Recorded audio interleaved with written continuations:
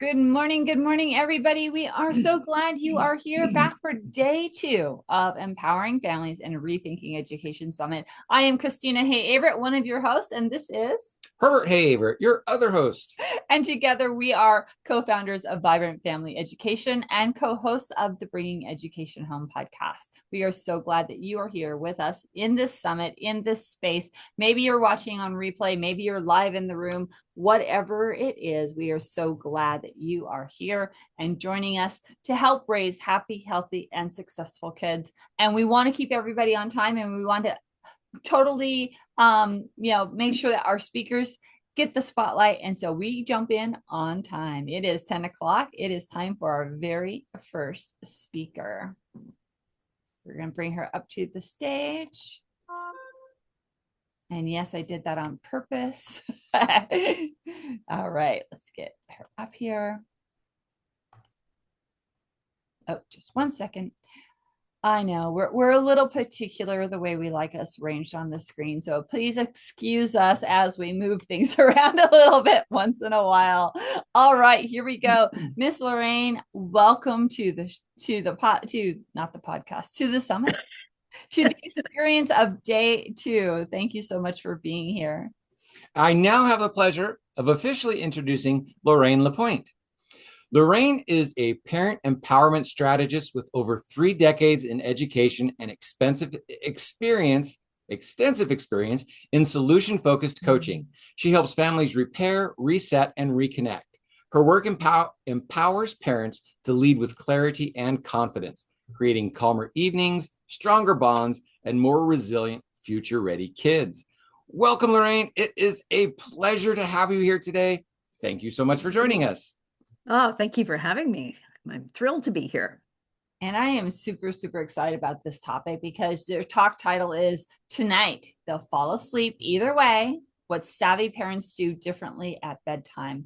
And it's one of those things that when we spoke as our pre-chat before the summit and everything, is like, a lot of parents need this information because even as a teacher, 6, 7 years ago when I was in the classroom, I would have kids come in and say, I'm up until 11 o'clock at night. And it's like, you're 8 years old. Brain science says that you need at least 8 to 10 hours of sleep. And I know you got up at like 6 o'clock to get to school on time. That's not enough sleep. So, Lorraine, thank you for being here and helping shed some light on this information. Why this passion? What is it about parents and families and sleep that kind of piqued your interest and said, you know what, I really need to talk about this? Well, I know it started years ago when I was a teacher of children with special needs. And and I've been through the education system, so I was a principal and so on and so forth. But one of the things that I noticed was that children who have lots of sleep or get a good amount of sleep and um, tend, of course, to do better in school. They do better at everything. They have more tolerance for life than the children who struggle and the parents who struggle with them at night. And as I became a hypnotherapist, I learned about something called the theta brainwave.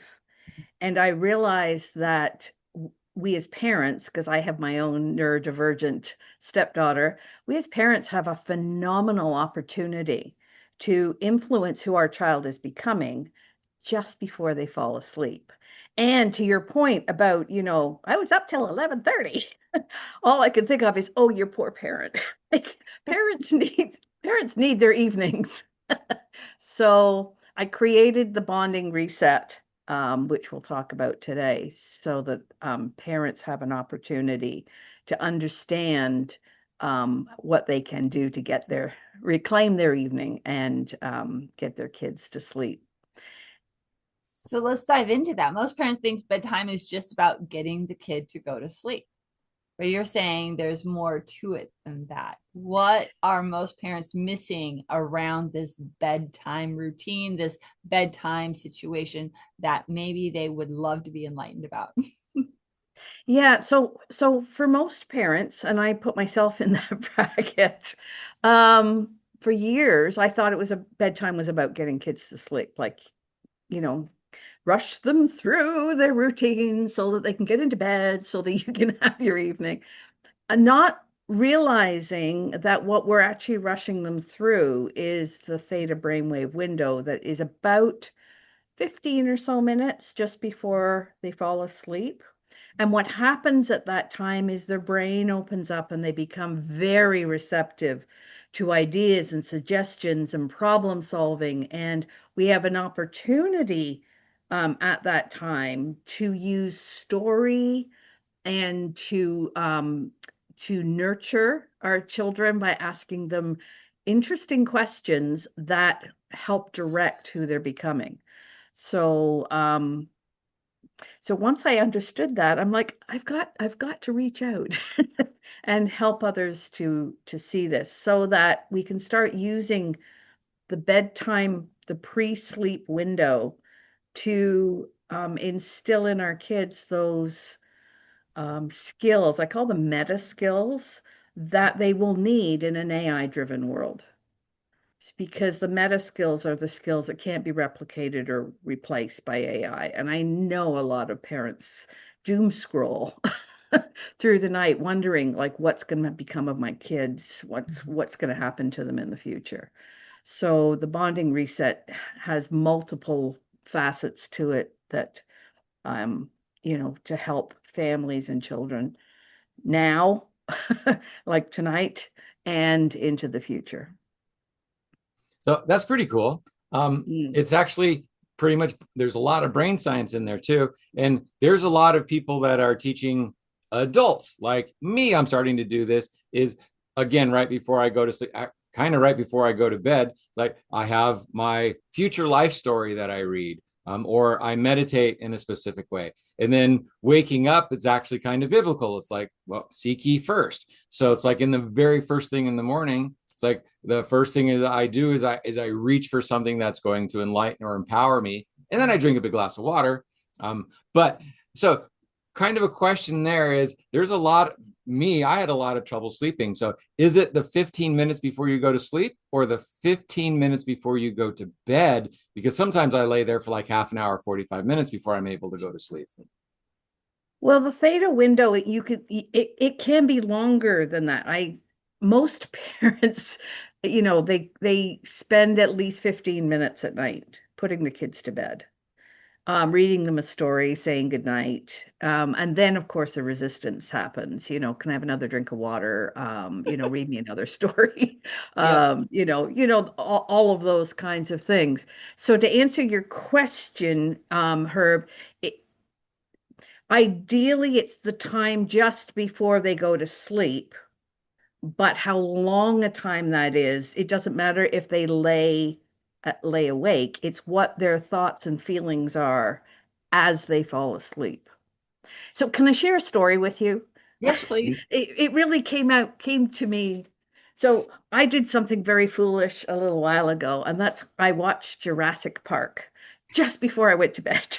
And I woke up in the morning exhausted. And I realized I had been chased by dinosaurs all night long because my subconscious mind doesn't know the difference between reality and fantasy. Right. When we imagine something, our brain can't tell whether we've actually experienced it or whether we've just made it up. And so that night, I literally was chased by dinosaurs all night long and I was exhausted. Well, if we put our children to bed and, second glass of water, read the third story, tell me why the stars aren't falling out of the sky, sometimes it takes 45 minutes to an hour. And then, naturally the parents start to get snappy. They try Mhm. not to, but they might get snappy. It's like, for goodness sake, go to sleep. Right. Then what is the child left with? Yeah. I don't matter. Mom or dad are angry with me. I've done something wrong. I must be bad. I'm not safe. Like all of these things that children think and feel just before they go to bed is what is rehearsed and consolidated all night. This is why it takes That's so huge. this is why it takes a village to raise a child, because I was snappy with my kids, but when it was time to put my granddaughter to bed and she didn't like going to sleep. Her parents didn't get along. There was a lot of fear there. I was incredibly patient. I would stay there with her. I would work through that, and we would talk about different ways that she could dream so that she wouldn't be afraid in the night. And we talked about meeting in the garden while she was asleep, because sometimes she could find herself in a garden. So those kind of things. It's like, as a parent, I didn't have that. As a grandparent, it was like I found so much more reserve. Maybe it was because I wasn't around her all day, and I just incredibly valued the time. But that for me, that's like, how would you respond to that? Because again, some people don't have that. My granddaughter only had it once a week, but So I think parents do the very best job that they know how at the time, and we tend to live what we learned. So we tend to parent the way we were parented.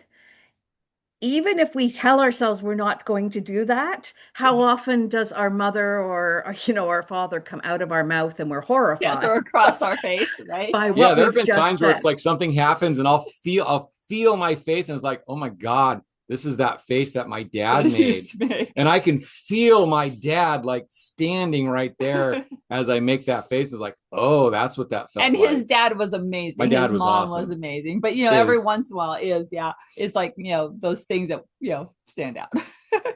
Well, and so what I've done with the bonding reset is designed it so that exhausted parents can have a system where and a structure to go to in the evening, so that number one, they reset themselves, because many people aren't aware that children don't regulate themselves until they're in their mid-20s. We wish they would, but Yes. they don't. They need us to co-regulate, They help them get there. co-regulate.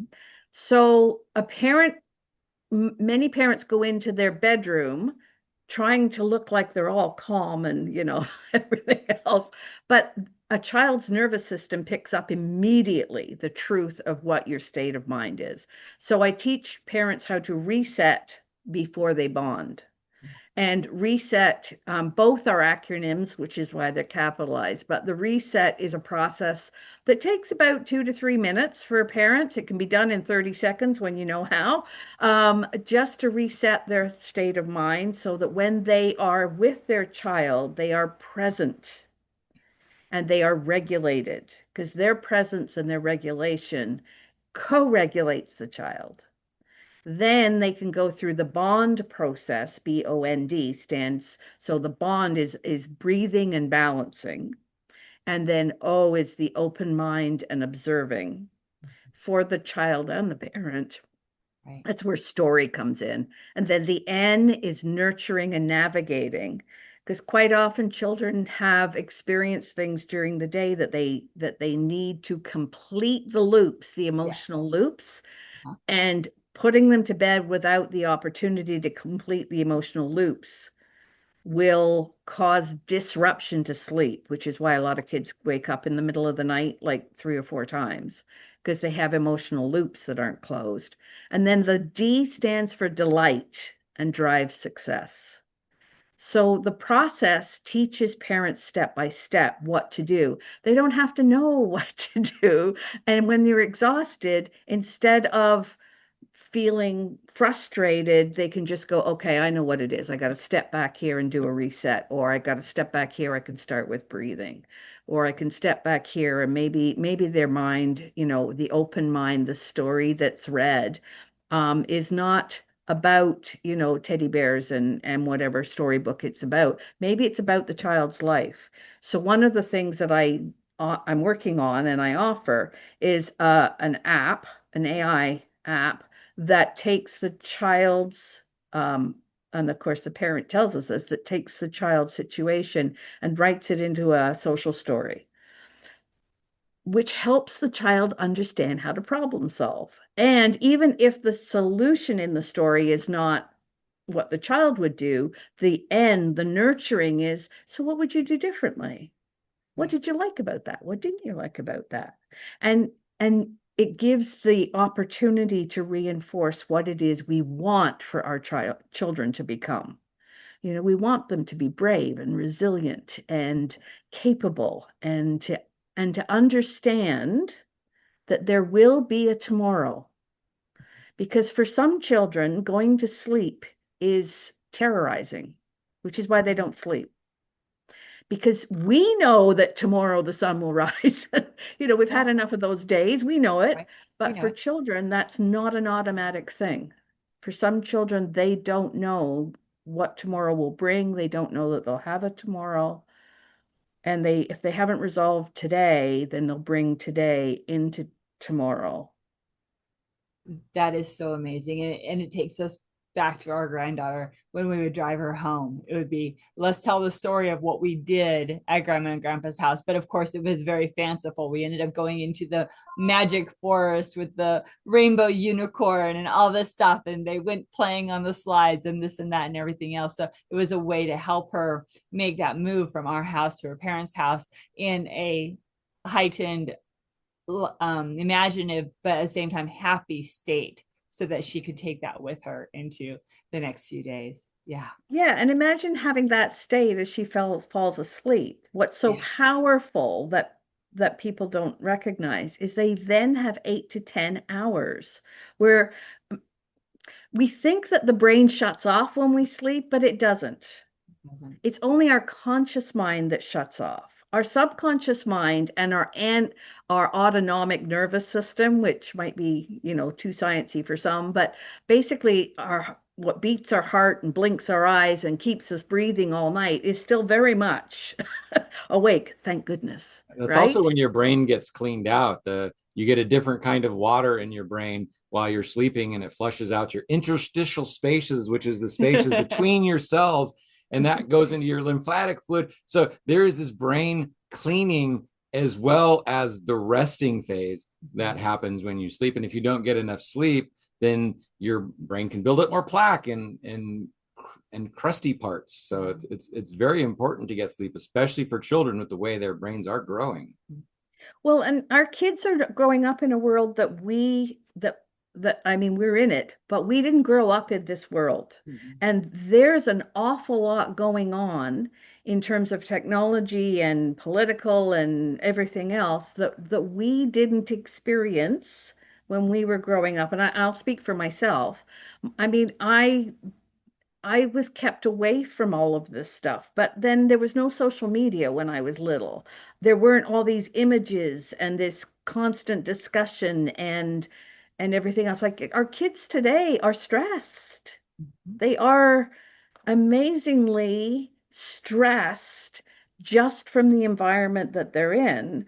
And if they don't have somewhere to have a conversation with someone or to reconnect with what gives them joy, what settles their nervous system, then they just continue. Like we have anxious kids. People say to me, "Oh my God, kids these days are out of control." Well, when was the last time that someone sat them down and listened to what their concerns were, or helped them understand the world? And you Or don't took need to that cup spend of hours. sugar and caffeine out of their hand. Yeah, you don't need to spend hours doing this. You can do it in 15 minutes a night. You can do it in 10 minutes a night. When if you're really stressed, do it in 5 minutes.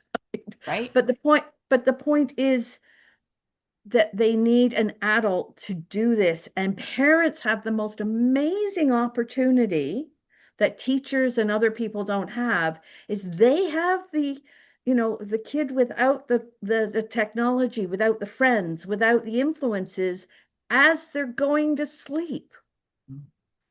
And they've got 8 to 10 hours to know what's going to be consolidated in their mind while they sleep. It's so much more powerful than what schools can do and what other people can do with our kids. And Do, once I find that parents understand this, then that exhaustion factor tends to be not the factor that happens anymore. It's and like that's what I was just going to ask you. Tell us, maybe a success story or what changes you've seen when parents put this into place, right? What can happen with our children whenever we're doing these kinds of things at bedtime? Yeah, so I've got lots of stories in my book. My book is Transform Tonight's Bedtime into Tomorrow's Success.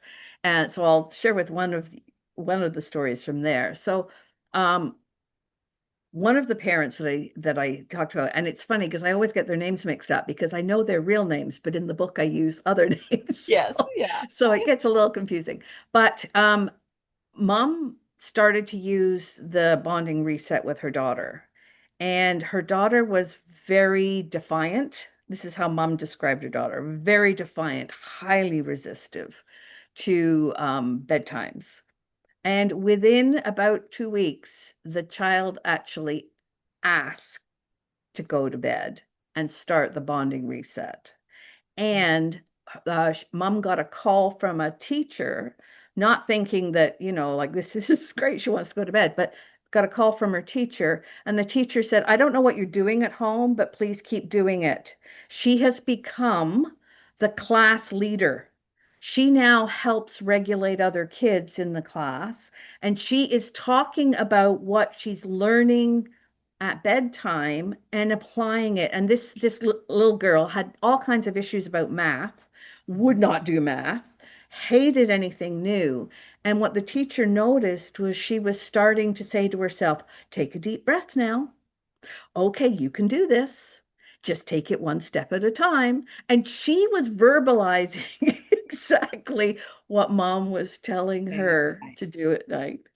And Wow. and it totally changed, of course, how she responded in school, and her self-esteem, how she saw herself. She saw herself originally as, I'm a bad child, and she Right. would say that I'm a bad child.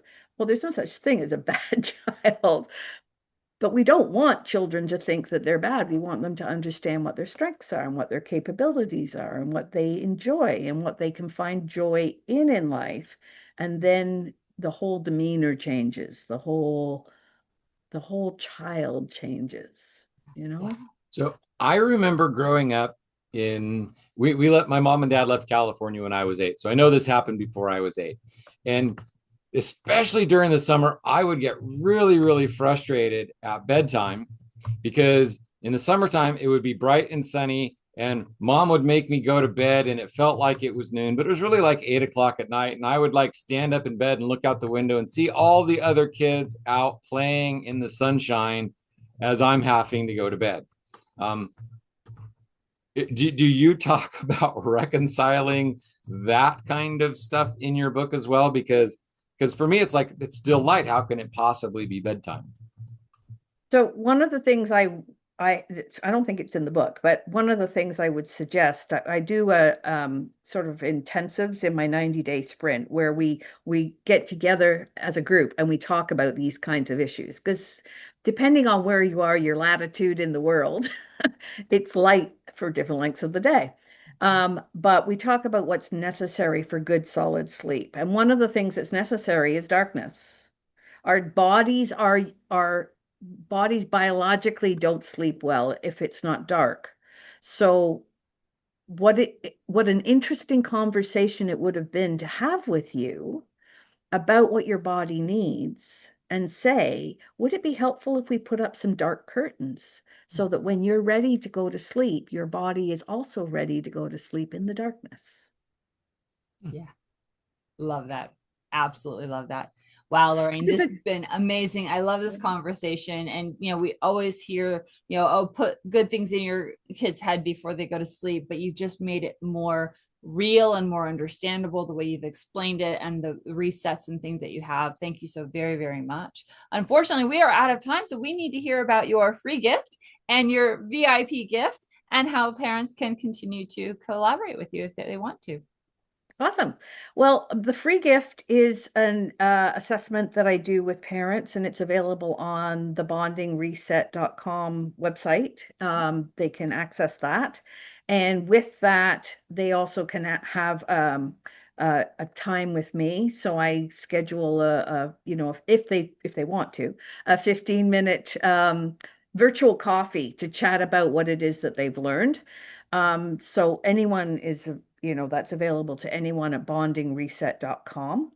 And my VIP gift is actually what I call a mini course because my main course is 12 weeks, which it's a deep dive into the 90-day sprint of Bonding Reset.